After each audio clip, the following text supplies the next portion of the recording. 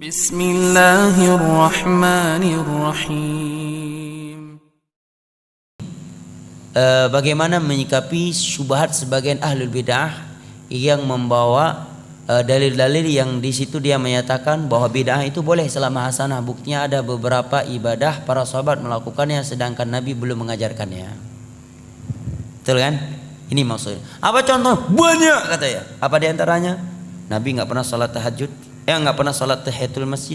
Berarti melakukan salat tahiyatul masjid bid'ah dong. Anda yang bid'ah. Kalau bid'ah maka dari ujung kaki Anda sampai ujung rambut Anda bid'ah katanya. Masya Allah. Udah jelas-jelas dalam Sahih Bukhari dan Muslim dari Abi Qatadah Al-Ansari radhiyallahu anhu terkait salat tahiyatul masjid. Nabi menyatakan idza dakhala ahadukumul masjid fala yajlis hatta yusalli raka'atain. Apabila salah satu di antara kalian masuk ke masjid, jangan dia langsung duduk sampai dia sholat 2 rakaat. Ini hadis, kok dibilang bid'ah? Ya. Yang namanya hadis Nabi definisinya kata Imam Ibnu Hajar Al-Asqalani, ma udhifa ila Nabi sallallahu alaihi wasallam min qaulin aw fi'lin aw taqririn aw sifatin khuluqiyyatin aw khalqiyyah. Sesuatu yang dinisbatkan kepada Nabi, ucapan, perbuatan, ikrar atau sifat postur tubuh beliau atau sifat akhlak beliau, itu namanya hadis. Ini ucapan Nabi, hadis bukan? Hadis kok dibilang nggak ada petunjuk dari Nabi? Salat kurang jelas, hadis perintah lagi, ya kan?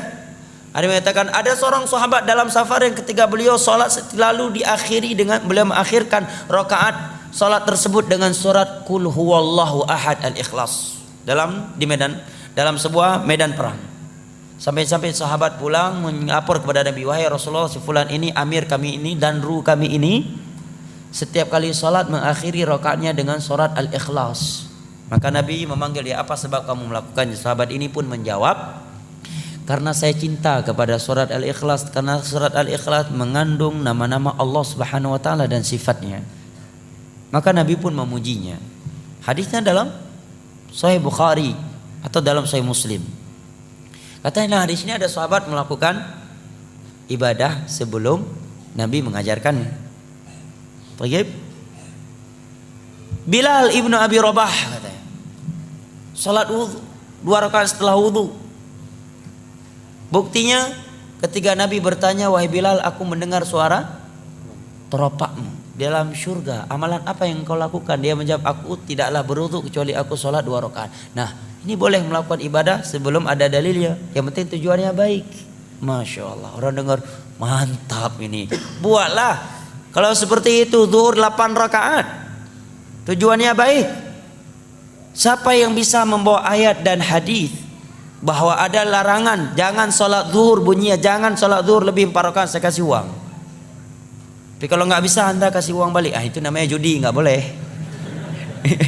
Ada untung rugi. Ya, nggak ada kan larangan sholat zuhur lebih dari 4 rakaat. Silakan buka 30 juz Al-Quran. Seluruh kitab hadis nggak ada. Yang ada perintah sholat zuhur mengikuti Rasulullah dan beliau nggak pernah lebih dari 4 rakaat. Adapun 2 hadis tadi, jawaban yang pertama, siapa bilang Nabi tidak menganjurkan sholat wudu, sholat 2 rakaat setelah wudu?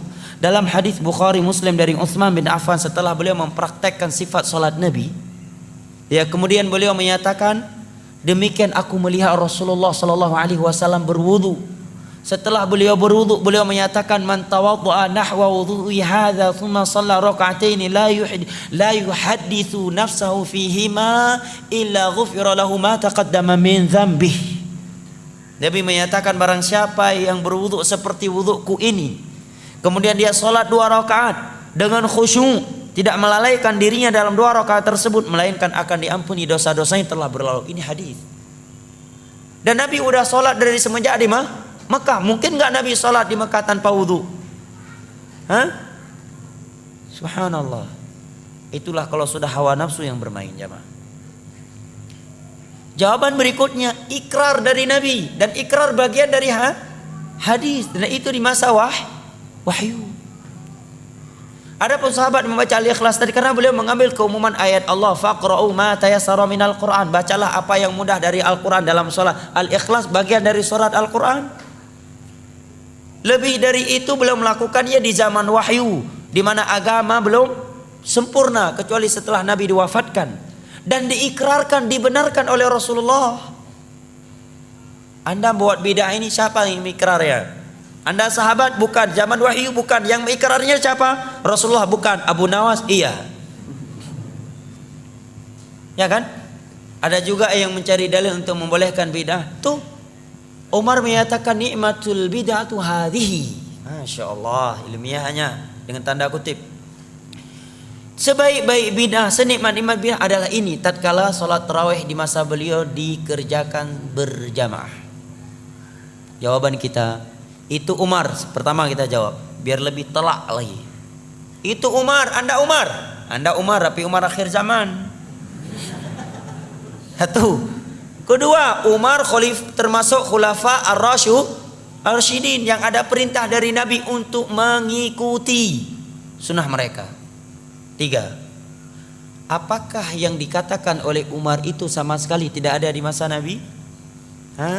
Ada. Nabi sholat 3 malam berturut-turut tarawih berjamaah, kemudian beliau berhenti melakukannya karena khawatir akan diwajibkan kepada umat ini. Sekarang maulid, ada Umar katakan maulid nikmatul bidah hadhihi, sebaik-baik bidah adalah ini.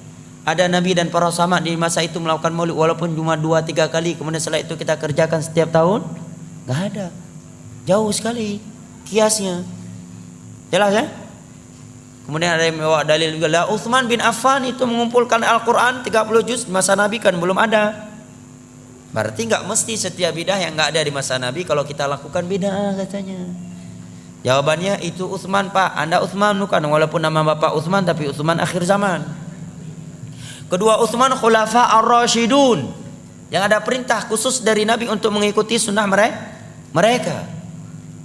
Ketiga, perbuatan Utsman tersebut disaksikan oleh seluruh para sahabat Nabi dan seluruh kaum muslimin di masa itu, dan tidak ada yang mengingkarinya. Semuanya sepakat. Itulah yang disebut dengan al-ijma' al-muntabit al-qat'i, yang wajib diikuti dan tidak boleh diselisihi. Bidah yang Anda lakukan ini ijma' enggak. Jangankan tingkat internasional, tingkat daerah aja enggak ijma'.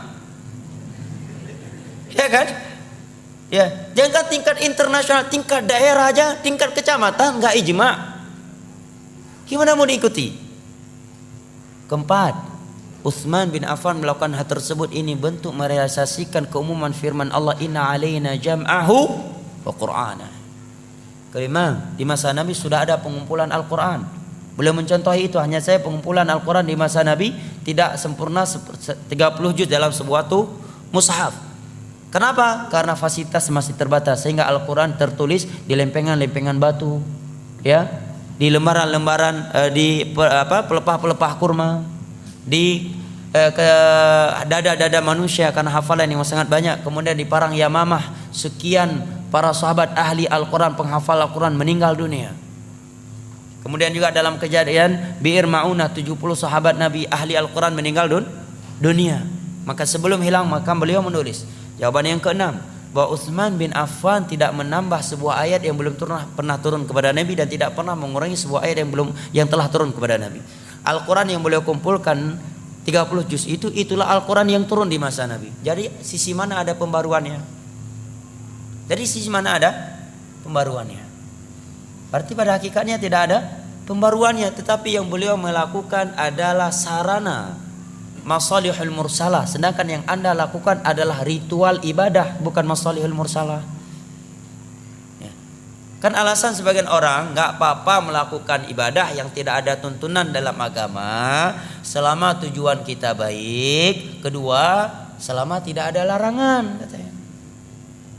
Carilah dalil-dalil di atas tadi. Maka itu jawabannya. Kalau ini kaedahnya dalam beragama, maka setiap menit akan keluar bidah baru, ibadah baru. Gak percaya? Ada orang sholat subuh 4 rakaat. Oh, ini hari Ahad nih lagi ada tabligh akbar, subuh kali ini 4 rakaat aja lah, kita lagi semangatin. Gak boleh Anda bilang bidah. Kenapa? Karena gak ada larangan. Gak ada larangan jangan sholat subuh lebih dari 2 rakaat. Bawa ayatnya, hadisnya. Gak ada. Ya kan? Cuma yang ada dalam Islam subuh hanya 2 rakaat, tidak lebih. Nabi tidak pernah sholat subuh lebih dari 2 rakaat. Dan Allah memerintahkan kita untuk mengikuti Rasulullah dalam bab sholat. Gak ada larangan jangan sholat subuh 2 rakaat. Kalau kaedahnya yang penting baik, selama tidak ada larangan maka boleh, berarti boleh sholat subuh lebih dari 2 rakaat karena nggak ada larangannya dan tujuan kita pun baik. Datang satu orang lagi mau masuk rumah baru, tahiyatul rumah dululah 2 rakaat. Nggak boleh larang. Kenapa? Tujuannya baik dan nggak ada larangan. Nggak ada ayat dan hadis yang berbunyi jangan sholat 2 rakaat ketika mau masuk rumah baru. Nggak ada, ya kan? Yang satu lagi baru beli Fortune baru, tahiyatul Fortune dulu 2 rakaat lah. Gak bisa Anda larang. Kenapa? Karena kaedahnya tadi nggak apa-apa melakukan ibadah baru selama tujuan baik dan kedua nggak ada larangannya. Nggak ada larangan. Jangan sholat. Ada dalam surah Al-Baqarah jangan sholat 2 rakaat ketika mau naik Fortune baru. Nggak ada. Berarti setiap detik, setiap menit akan timbul ibadah baru. Makanya sahabat Abdullah bin Mas'ud menyatakan ittabi'u wa la tabtadi'u faqad kufitum. Dalam masalah ibadah, masalah agama ikuti saja apa yang telah ditinggalkan oleh Rasulullah dan para sahabatnya. Jangan membuat bid'ah. Jangan membuat ibadah-ibadah baru. Apa yang mereka tinggalkan untuk kalian itu sudah cukup demi Allah ya jamaah. Demi Allah kalau kita jujur beragama, apa yang sudah ada dalam agama ini demi Allah tidak mampu kita melakukan secara keseluruhan, secara totalitas. Yang sudah ada saja kita tidak mampu melaksanakannya secara sempurna, untuk apa melakukan sesuatu yang tidak ada, yang tidak dianjurkan. Sekarang sebagai contoh zikir, setelah sholat 5 waktu saja sekarang terkadang kita sering lupa zikir, ya kan? Menjelang tidur, zikir menjelang tidur tidak kalah panjangnya dengan zikir setelah sholat 5 waktu. Mendengarkan suara ayam di pertigaan akhir malam, ada zikirnya. Ngomong dengan anjing, ada zikirnya. Bangun tidur ada zikirnya, mau masuk WC ada zikirnya, keluar WC ada zikirnya, ingin mensutuk, ingin melakukan hubungan pasangan suami istri dengan istri ada zikir khusus. Melihat buah-buahan telah matang ada zikir khusus. Datang angin, topan dan semisal dengannya ada zikir khusus. Suara petir ada zikir khusus. Sekian zikir. Ini saja 24 jam ini penuh dengan ibadah zikir. Itu saja udah nggak mampu kita lakukan. Itu apa mengada-adakan yang tidak ada.